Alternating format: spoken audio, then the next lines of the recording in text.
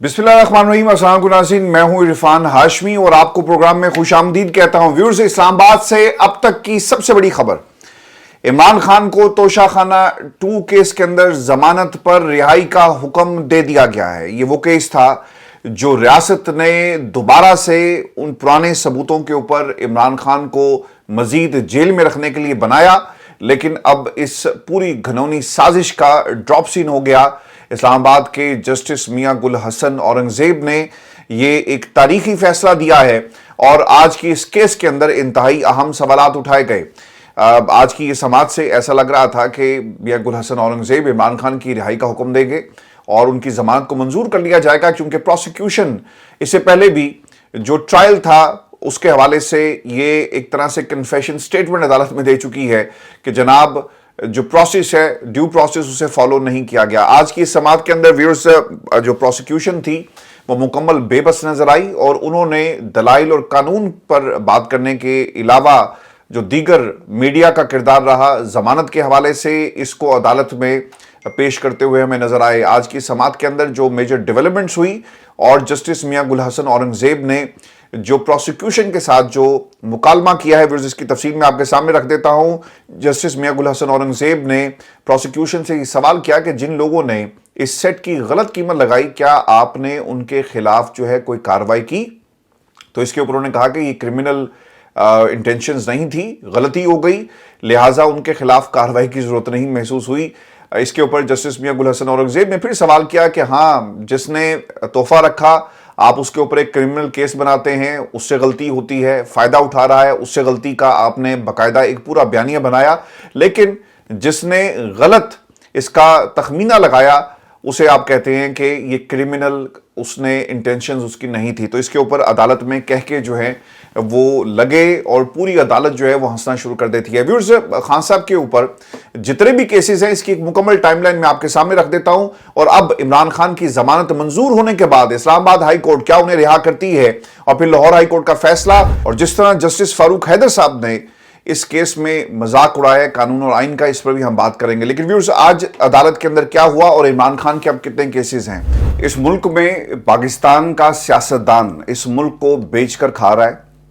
हमारे कौमी इदारों को नीलामी के लिए बार बार दुनिया के सामने पेश किया जाता है, कोई सवाल नहीं उठाता, मगर वो तोहफे जो किसी दूसरे मुल्क ने आपको दिए, आप उन्हें कौमी विरसा करार देते हैं, आप उन्हें पाकिस्तान की कौमी गैरत करार देकर मुल्क के सबसे मकबूल लीडर पर बेबुनियाद केसेस बनाते हैं। खानदान को टारगेट किया जाता है। इस मुल्क के अंदर ये सिलसिला पाकिस्तान के ताकतवर हलकों की जानिब से और उनके प्यार करने वाले जितने भी इस हुकूमत के अंदर बैठे हैं, जो आंख के तारे राज दुलारे हैं, ये इनके जरिए करवाया जाता है। पाकिस्तान की जितनी भी एजेंसीज हैं, FIA हो, इसके अलावा कानून नाफिज करने वाले इदारे, ब्यूरोक्रेसी, पुलिस, प्रोसिक्यूशन, सारे ये मिलकर साबित करने लगे हुए हैं कि इमरान खान ने मुल्क के साथ जो है वो धोखा किया। लेकिन व्यूअर्स, हर रात के बाद उजाला और एक प्यारी सी सुबह जो है वो देखने को जरूर नसीब होती है, और अब ये भी इमरान खान के केसेस में हम देख रहे हैं कि वो सुबह जो है बहुत करीब है। साइफर केस में उनकी सजा कलअदम हो गई, तोशाखाना 1 केस में भी सजा मुअत्तल है, इद्दत केस में भी सजा को खत्म कर दिया गया।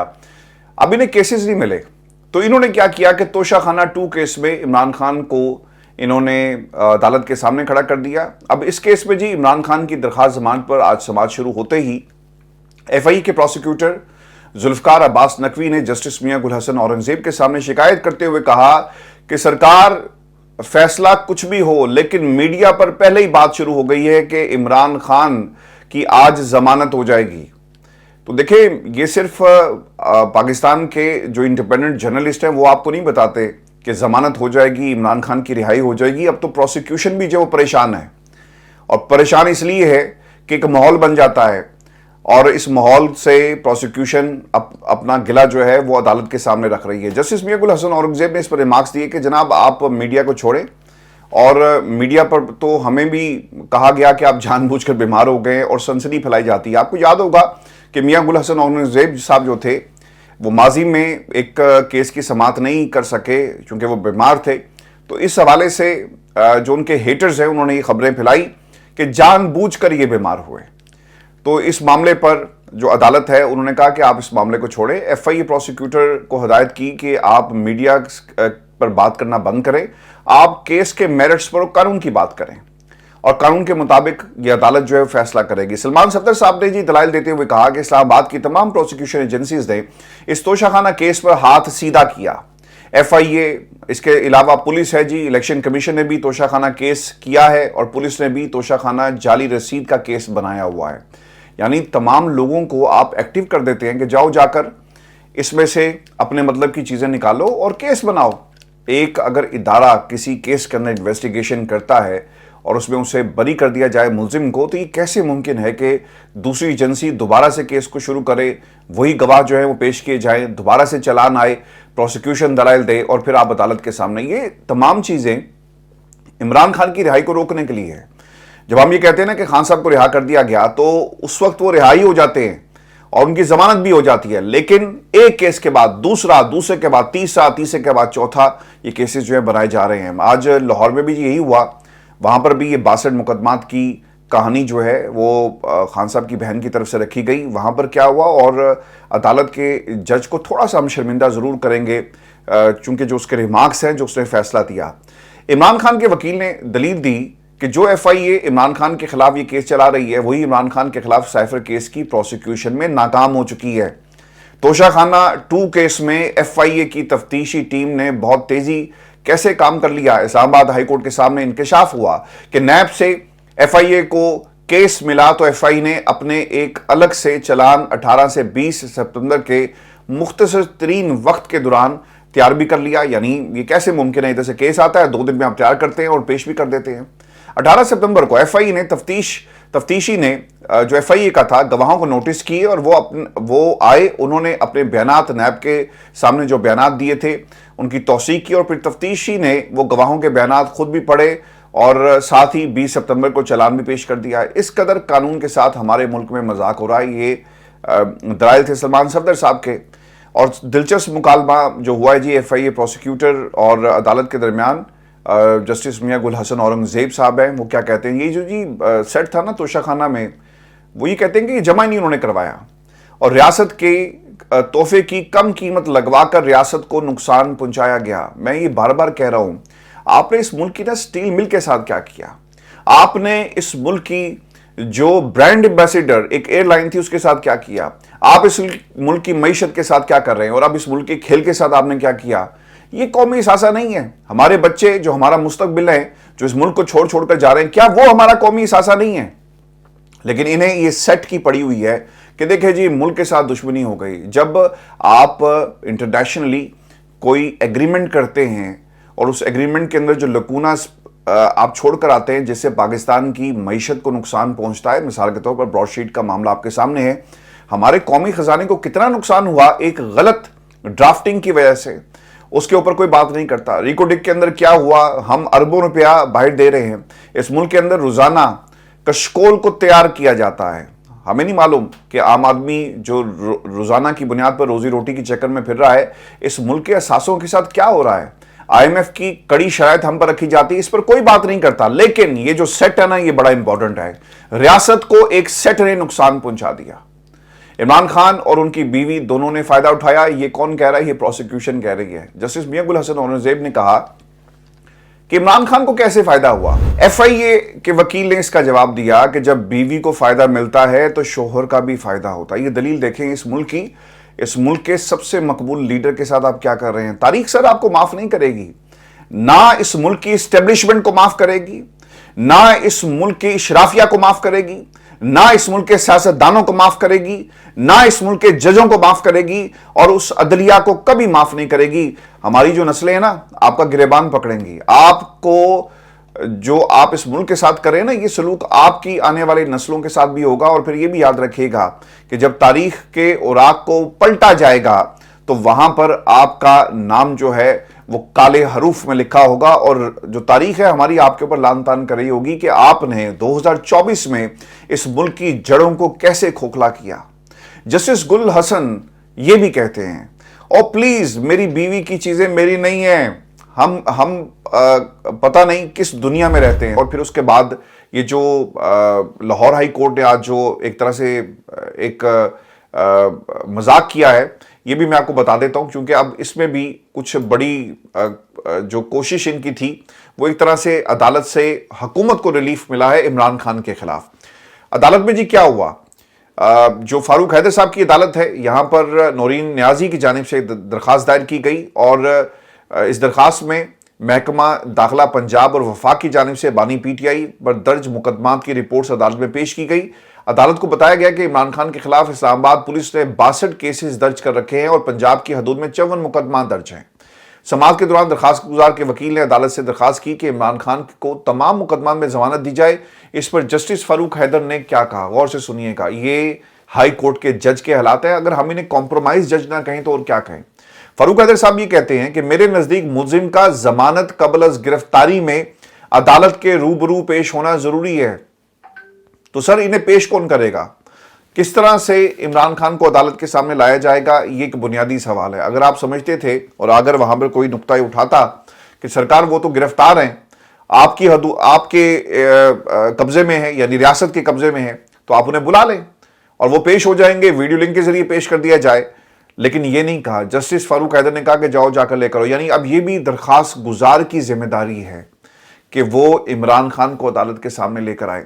تو ویورز, عدالت جو ہے نا وہ ایک طرح سے سہولت کاری کر رہی ہے. لاہور ہائی کورٹ میں آج ہم نے سہولت کاری ہوتے ہوئے دیکھی جو جسٹس فاروق حیدر صاحب کے فیصلے سے ہمیں نظر آ رہی ہے. ویورز, اس وقت جب میں آپ سے مخاطب ہوں تو ولی صاحب اسلام آباد میں پریس کانفرنس کر رہے ہیں, اور انہوں نے انقلاب کو روکنے کے لیے خیبر پختونخوا میں نون لیگ کے ترجمان کو لانچ کیا ہے. تقریباً 25 منٹ سے وہ مسلسل خطاب کر رہے ہیں, اور ان کے پاس اب یہی رہ گیا نا, چلے ہوئے کارتوسوں کو یہ چلائیں گے. اور وہ صبح جہاں پر نون لیگ کا دور دور تک نام و نشان بھی نہیں ہے, وہاں پر یہ ترجمان صاحب کو پاکستان کے نیشنل ٹیلی ویژن چینل کے اوپر یہ ٹائم دیا جا رہا ہے, کیونکہ حکم یہ ہے کہ روک لو, پیغام پہنچاؤ, اور ان کو جتنا تم گندا کر سکتے ہو گندا کرنے کی کوشش کرو. وہی گھسے پٹے جملے آپ کو نظر آئیں گے, بلین ٹری کہاں ہیں, نوکریاں کہاں ہیں, توشہ خانہ میں یہ ہو گیا. لیکن جو لوگ اس ملک کے ساتھ کر رہے ہیں اس پر بھی بات آپ کریں.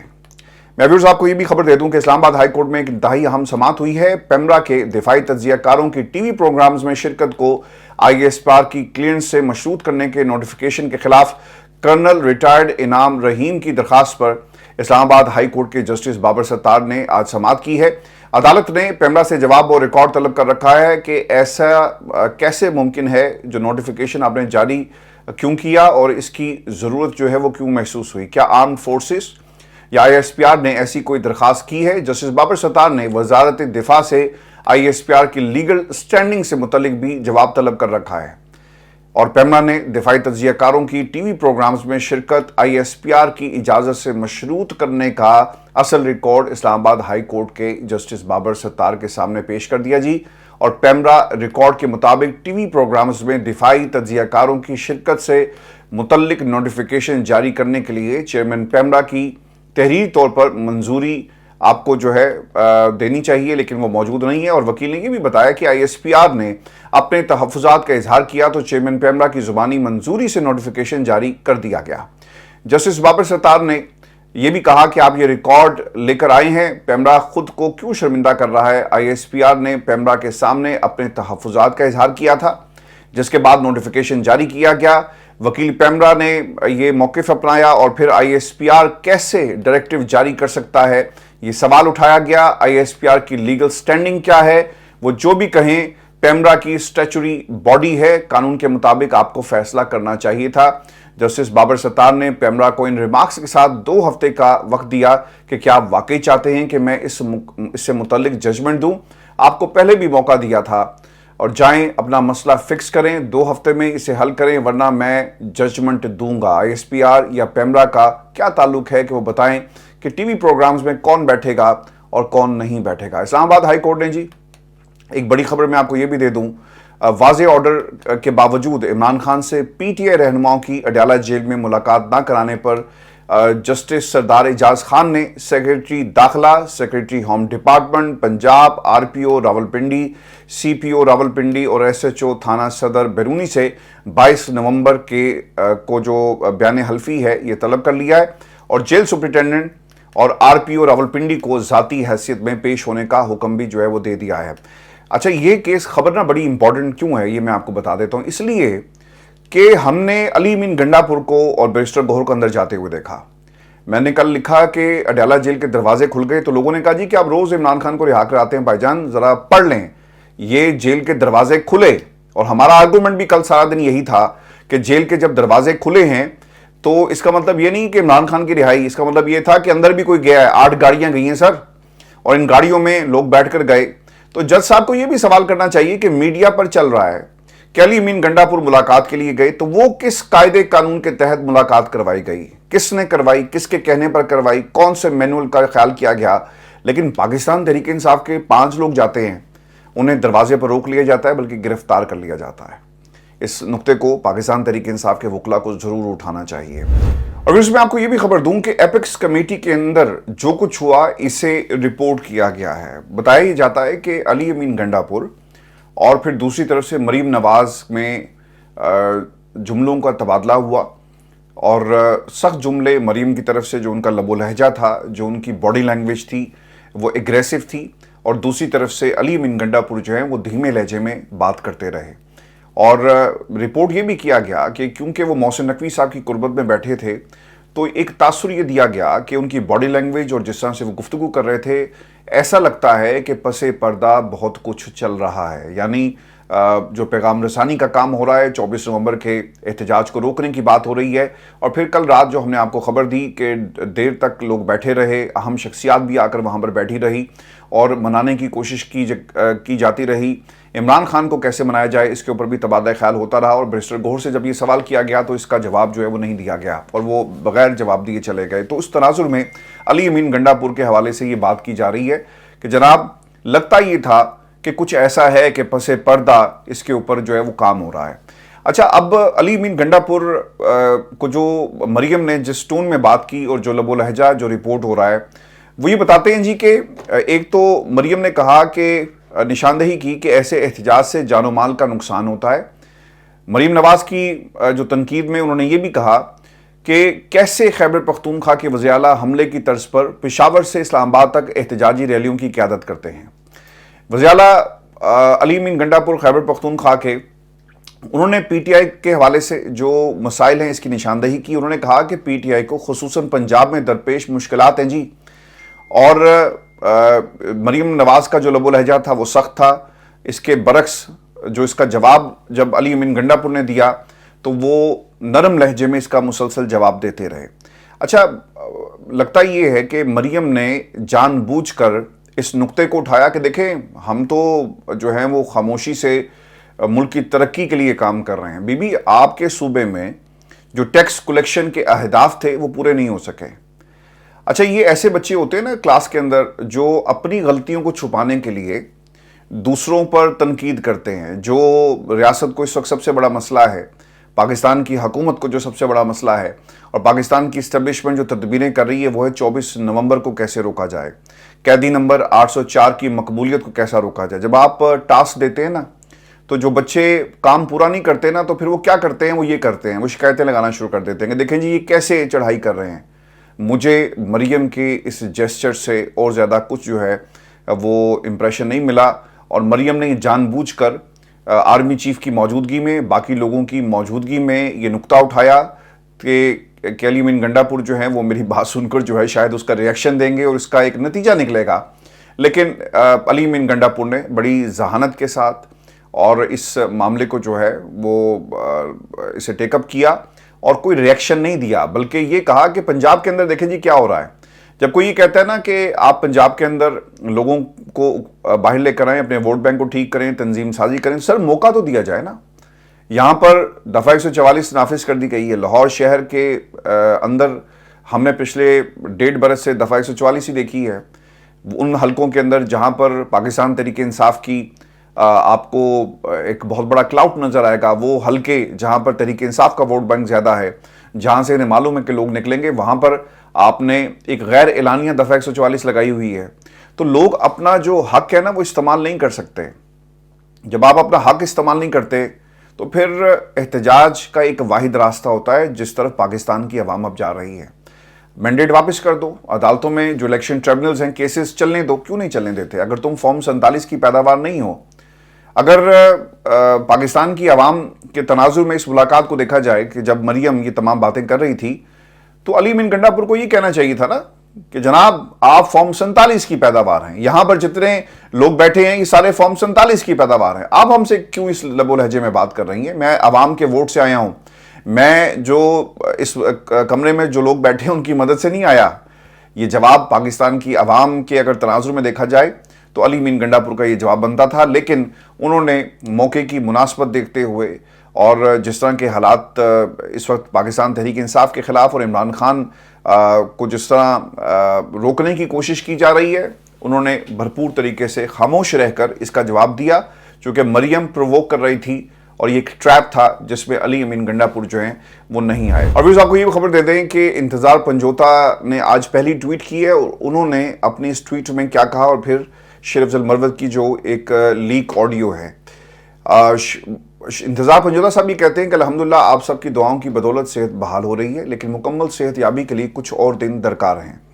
اللہ نے کرم کیا تو جلد اپنی ذمہ داریاں سنبھال لوں گا. میں صحافی برادری کے تمام دوستوں, اینکر پرسنز, یوٹیوبرز کا, وکلا برادری, سوشل میڈیا کی تمام ٹیمز, تحریک انصاف کے تمام ساتھیوں, بالخصوص سوشل میڈیا اور پوری قوم کی جانب سے میری بازیابی کی دعائیں اور صحت کے حوالے سے نیک خواہشات اور یکجہتی کے اظہار پر اپنے اور خاندان کی جانب سے شکریہ ادا کرتا ہوں.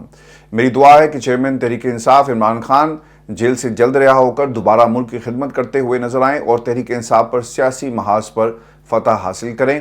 ویورز آپ کو یہ بھی خبر دے دیں کہ شیر افضل مروت صاحب کی ایک مبینہ آڈیو جو ہے وہ سامنے آئی ہے, اور وہ دیکھا جا سکتا ہے کہ ایک فیک آڈیو ہے. اس میں سننے کے بعد ہی پتہ لگ جاتا ہے کہ یہ فیک ہے. اس میں مروت صاحب کہہ رہے ہیں کہ بشرا بی بی جو 10,000 بندوں کو لانے کا کہہ رہی ہیں, پہلے ان سے تصدیق کرو کہ کیا وہ خود آئیں گی. اب یہ بات جو ہے انہوں نے کہی یا نہیں کہی, لیکن آبویسلی اس کے اوپر جو ہے وہ ان کا ریاکشن جو ہے وہ آیا کہ یہ ایک فیک ویڈیو ہے اور اس میں کوئی صداقت نہیں ہے. پھر آج کی نشست تھی, اپنے کمنٹس بھیجیے گا, چینل کو ضرور سبسکرائب کریں. اجازت دیجیے, اللہ نگہبان.